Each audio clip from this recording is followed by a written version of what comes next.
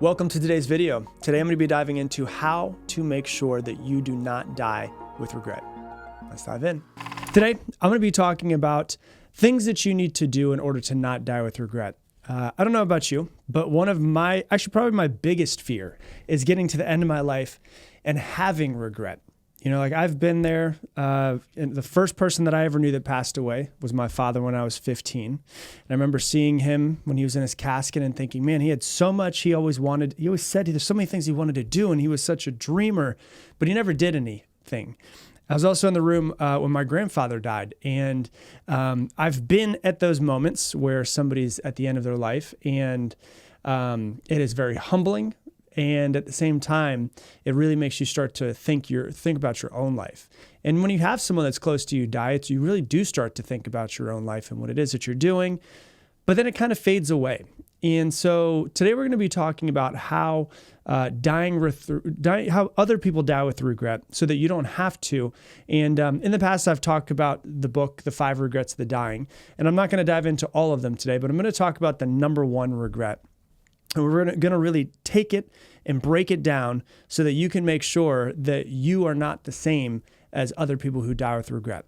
And so the same way that Tony Robbins says success leaves clues, I think that failure leaves clues. And if somebody gets to the end of their life and they have a massive regret, that in a sense is a little bit of a failure in their life. Is your need for acceptance holding you back? It's like Jim Carrey's famous quote. He says, your need for acceptance will make you invisible in this world. You're just trying to fit in with everybody else. And so that's the first thing is your need for acceptance. And the second reason why this regret is so important for us to look at is because people don't know what they truly want. They don't know who they truly are. They don't know what they truly want. And so when you look at the number one regret of the dying, I wish I lived a life that was true to myself and not what others expected of me. There's definitely the need for acceptance of there. And there's also a thing of like, what do I want? A lot of people that I speak to are full-on adults, and they've been adults for years. And I ask them what they want. They're like, I don't know. I've never asked myself that. I'm like, you have to ask yourself, what is it you want? We rarely stop and ask ourselves, what do I want? And when we do, we still don't go for it a lot of times, right? We live a life based on what we think other people want from us and what we think that we should be based off of other people's perceptions of us. And I'm not underestimating how scary it is to make a massive life change. One of the scariest moments of my life was leaving my job to start my coaching business, to really go full force with this. You know, I started this podcast in August of 2015. And about November of 2015, I was like, this isn't it for me. Like I could stay here forever and be fine. I was getting over 6 figures base salary. I was getting commission. And, you know, I was 28 years old at the time. I was doing great. But I was like, I feel so fucking unfulfilled. And I started looking ahead. And this is what people don't tend to do enough. Look ahead.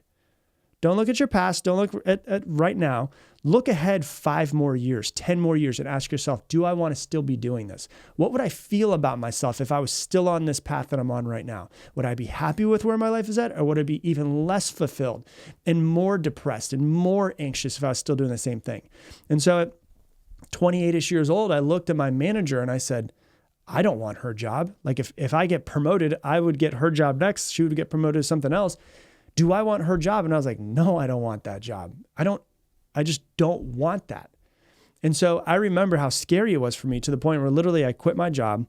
I left there. And then I was like, about a month into it was like, I don't know if I could do this. I'm terrified. I'm just so used to making, money from other people and just salary coming in every 2 weeks that I don't know if I can do this.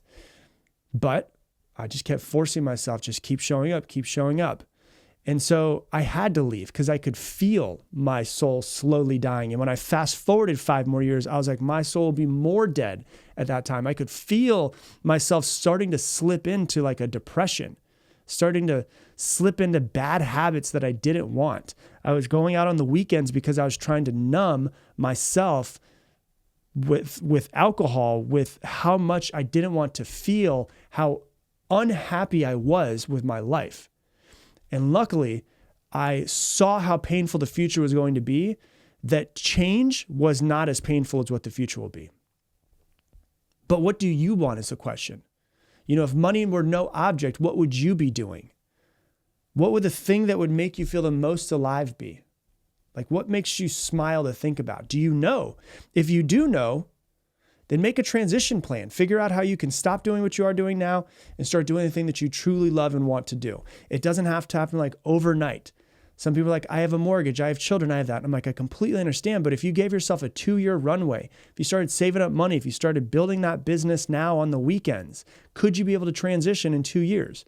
And so give yourself a transition time to be able to switch over to what it is that you truly do want to do. And so I want you to understand, you're going to die.